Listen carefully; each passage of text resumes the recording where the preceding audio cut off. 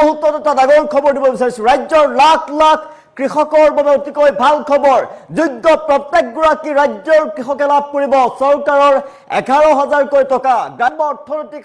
স্বাৱলম্বী কৰাৰ বাবে সবলীকৰণ কৰাৰ বাবে শক্তিশালী কৰাৰ বাবে এই পদক্ষেপ গ্ৰহণ কৰিছে চৰকাৰৰ ফালৰ পৰা ডক্টৰ হিমন্ত বিশ্ব শৰ্মাই সামাজিক মাধ্যমৰ জৰিয়তে জনাইছে এই কথা ৰাজ্যৰ মুখ্যমন্ত্ৰী ডাঙৰ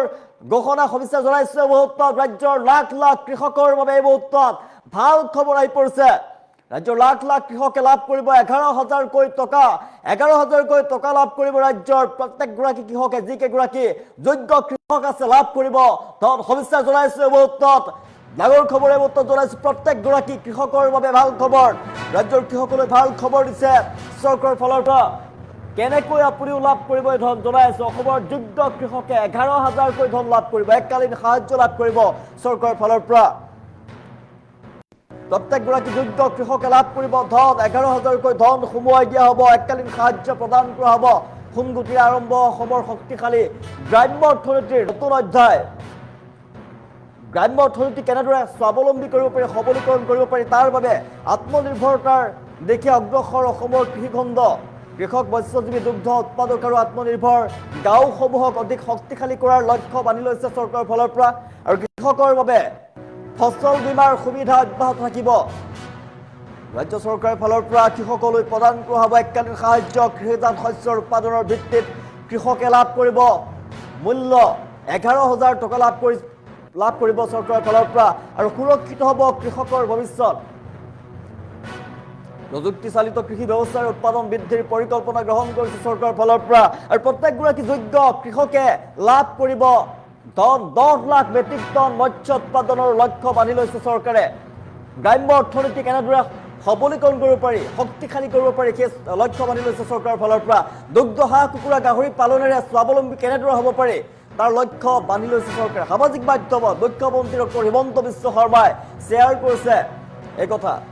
কৃষক মৎস্যজীৱী দুগ্ধ উৎপাদক আৰু আত্মনিৰ্ভৰ গাঁওসমূহক অধিক শক্তিশালী কৰাৰ লক্ষ্য বান্ধি লোৱা হৈছে কৃষকৰ বাবে অব্যাহত থাকিব ফসল বীমাৰ সুবিধা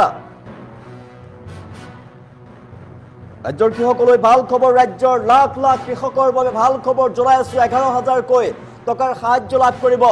চৰকাৰৰ ফালৰ পৰা 11,000 ধন প্ৰদান কৰা হ'ব প্ৰতিগৰাকী যোগ্য কৃষকে লাভ কৰিব ধন শক্তিশালী গ্ৰাম্য অৰ্থনীতিৰ বাবে চৰকাৰে গুৰুত্বপূৰ্ণ পদক্ষেপ গ্ৰহণ কৰিছে আত্মনিৰ্ভৰতা দিশে অগ্ৰসৰ অসমৰ কৃষিখণ্ডত যাতে কৃষকে মৎস্য উৎপাদন কৰিব পাৰে দুগ্ধ উৎপাদন কৰিব পাৰে আৰু আত্মনিৰ্ভৰশীল যিসমূহ গাঁও আছে সেই গাঁওসমূহ যাতে অধিক শক্তিশালী হৈ উঠে তাৰ লক্ষ্য বান্ধি লৈছে চৰকাৰৰ ফালৰ পৰা আৰু কৃষকৰ বাবে ফসল বীমাৰ সুবিধা অব্যাহত থাকিব ফসল বীমাৰ সুবিধা প্ৰদান কৰিব চৰকাৰৰ ফালৰ পৰা কৃষিজাত শস্যৰ উৎপাদনৰ ভিত্তিত কৃষকে ন্যূনতম সমৰ্থনৰ মূল্য লাভ কৰিব প্ৰযুক্তিচালিত কৃষি ব্যৱস্থাৰ উৎপাদন বৃদ্ধিৰ পৰিকল্পনা গ্ৰহণ কৰিছে নতুন প্ৰযুক্তিৰে কৃষিখণ্ড আৰম্ভ হ'ব অসমত বিপ্লৱৰ সূচনা হ'ব 10 লাখ মেট্ৰিক টন মৎস্য উৎপাদনৰ লক্ষ্য বান্ধি লৈছে চৰকাৰৰ ফালৰ পৰা দুগ্ধ হাঁহ কুকুৰা গাহৰি পালনেৰে গ্ৰাম্য অৰ্থনীতি শক্তিশালী কৰাৰ পৰিকল্পনা কৰিছে চৰকাৰৰ ফালৰ পৰা আৰু সামাজিক মাধ্যমত ডক্টৰ হিমন্ত বিশ্ব শৰ্মা মুখ্যমন্ত্ৰীগৰাকীয়ে শ্বেয়াৰ কৰিছে কৃষিখণ্ড উন্নয়নৰ পৰিকল্পনাৰ কথা জনাইছো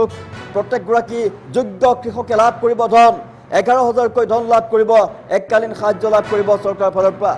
কৃষকসকলৰ আৰ্থিক সুৰক্ষা নিশ্চিত কৰাৰ উদ্দেশ্যে কৃষকসকলক 11,000 টকা পৰ্যন্ত সহায় আগবঢ়াব চৰকাৰৰ ফালৰ পৰা এই সহায়ৰ জৰিয়তে কৃষকসকলে কৃষিকাৰ্যৰ বাবে প্ৰয়োজনীয় সামগ্ৰী ক্ৰয় কৰিব পাৰিব উৎপাদন বৃদ্ধি আৰু আধুনিক কৃষি পদ্ধতি গ্ৰহণত তেওঁলোকে সুবিধা লাভ কৰিব আৰু শক্তিশালী গ্ৰাম্য অৰ্থনীতি গঢ়াৰ লক্ষ্য বান্ধি লৈছে চৰকাৰৰ ফালৰ পৰা সোনগুটিৰ দৰে সফল কৃষিখণ্ড উদ্যোগক আদৰ্শ হিচাপে লৈ অসমৰ যি গ্ৰাম্য অৰ্থনীতি আছে গ্ৰাম্য অৰ্থনীতিৰ নতুন অধ্যায় আৰম্ভ কৰাৰ লক্ষ্য স্থিৰ কৰিছে চৰকাৰৰ ফালৰ পৰা কৃষিভিত্তিক উদ্যোগ ক্ষুদ্ৰ ব্যৱসায় আত্মনিৰ্ভৰ গাঁও গঢ়াৰ ওপৰত গুৰুত্ব আৰোপ কৰিছে চৰকাৰে ফসল বীমাৰ সুবিধা অব্যাহত থাকিব প্ৰাকৃতিক দুৰ্যোগ বা অনাকাংক্ষিত ক্ষতিৰ ফলত কৃষকৰ যাতে কোনো ধৰণৰ লোকচান নহয় তাৰ বাবে ফসল বীমা আঁচনিৰ সুবিধা অব্যাহত ৰখা হ'ব ইয়াৰ ফলত কৃষকসকলে অধিক নিৰাপত্তাৰে কৃষিকাৰ্য সম্পাদন কৰিব পাৰিব ন্যূনতম সমৰ্থন মূল্যৰ সুবিধাও প্ৰদান কৰিব চৰকাৰে কৃষিজাত শস্যৰ উৎপাদনৰ ভিত্তিত কৃষকসকলে ন্যূনতম সমৰ্থন মূল্য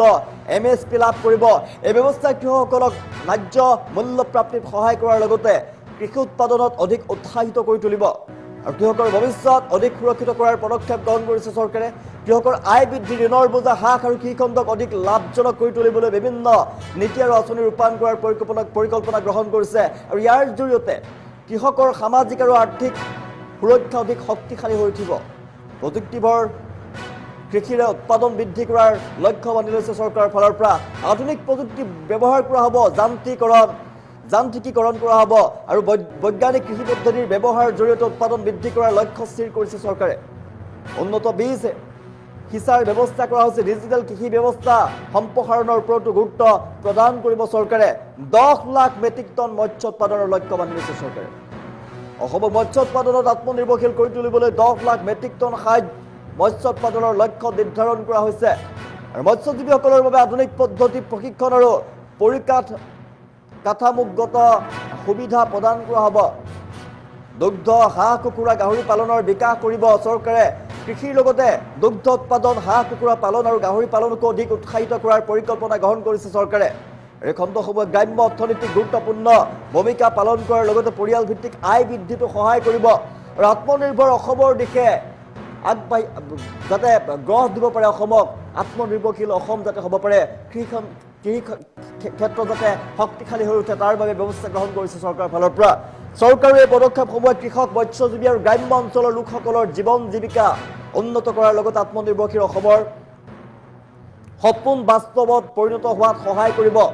আৰু কৃষিভিত্তিক অৰ্থনীতি শক্তিশালী কৰি ৰাজ্যখনক উন্নয়নৰ নতুন উচ্চতালৈ লৈ যোৱাৰ লক্ষ্য বান্ধি লৈছে চৰকাৰে আৰু পৰিকল্পনা কৰিছে এই পৰিকল্পনাসমূহ ৰূপায়ণ কৰিছে চৰকাৰৰ ফালৰ পৰা আৰু প্ৰত্যেকগৰাকী যোগ্য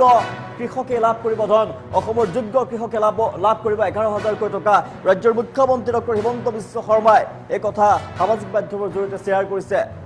অসমক কেনেদৰে শক্তিশালী কৰিব পাৰি অসমৰ অৰ্থনীতি কৃষি অৰ্থনীতি কেনেদৰে শক্তিশালী কৰিব পাৰি তাৰ বাবে পদক্ষেপ গ্ৰহণ কৰিছে চৰকাৰৰ ফালৰ পৰা ৰাজ্যৰ কৃষকলৈ অতিকৈ ভাল খবৰ যোগ্য কৃষকে লাভ কৰিব 11,000 টকাৰ সাহায্য প্ৰত্যেকগৰাকী যোগ্য কৃষকে এই ধন লাভ কৰিব আৰু যোগ্য কৃষকে লাভ কৰিব ধন অসমৰ গ্ৰাম্য অৰ্থনীতি শক্তিশালী কৰাৰ বাবে পদক্ষেপ গ্ৰহণ কৰিছে চৰকাৰৰ ফালৰ পৰা প্ৰত্যেকগৰাকী কৃষকে এই ধন লাভ কৰিব ৰাজ্যৰ লাখ লাখ কৃষকৰ বাবে এই মুহূৰ্তত অতিকৈ ভাল খবৰ পুনৰবাৰ জনাইছো ৰাজ্যৰ লাখ লাখ কৃষকৰ বাবে ভাল খবৰ কৃষকৰ বাবে সকলো সুবিধাৰ লগতে কৃষকলৈ আগবঢ়োৱা হ'ব 11,000 টকাৰ এককালীন সাহায্য চৰকাৰৰ ফালৰ পৰা ধনৰাশি প্ৰদান কৰা হ'ব ৰাজ্যৰ প্ৰত্যেকগৰাকী যোগ্য কৃষকৰ বাবে এই মুহূৰ্তত অতিকৈ ভাল খবৰ প্ৰত্যেকগৰাকী কৃষকে ধন লাভ কৰিব প্ৰযুক্তিচালিত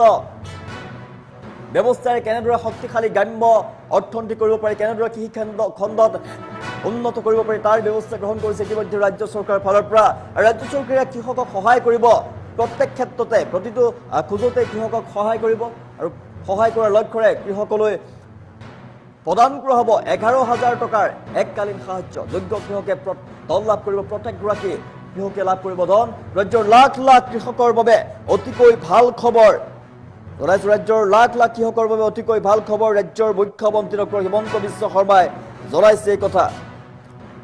10 লাখ মেট্ৰিক টন মৎস্য উৎপাদনৰ লক্ষ্য বান্ধি লৈছে প্ৰযুক্তিচালিত কৃষি ব্যৱস্থা উৎপাদন বৃদ্ধিৰ পৰিকল্পনা কৰিছে চৰকাৰে সামাজিক মাধ্যমত মুখ্যমন্ত্ৰীয়ে শ্বেয়াৰ কৰিছে কৃষি খণ্ডৰ উন্নয়নৰ পৰিকল্পনাৰ কথা গ্ৰাম্য অৰ্থনীতি অসমৰ কৃষি কেনেদৰে উন্নত কৰিব পাৰি বৈজ্ঞানিক পদ্ধতি ব্যৱহাৰ কৰি কেনেদৰে অধিক লাভৱান হ'ব পাৰি গ্ৰাম্য অৰ্থনীতিক শক্তিশালী কৰাৰ লক্ষ্য বান্ধি লৈছে চৰকাৰৰ ফালৰ পৰা আৰু কৃষকসকলক উৎসাহিত কৰাৰ বাবে সহায় কৰাৰ বাবে 11,000 টকাৰ এককালীন সাহায্য প্ৰদান কৰিব ৰাজ্য চৰকাৰৰ ফালৰ পৰা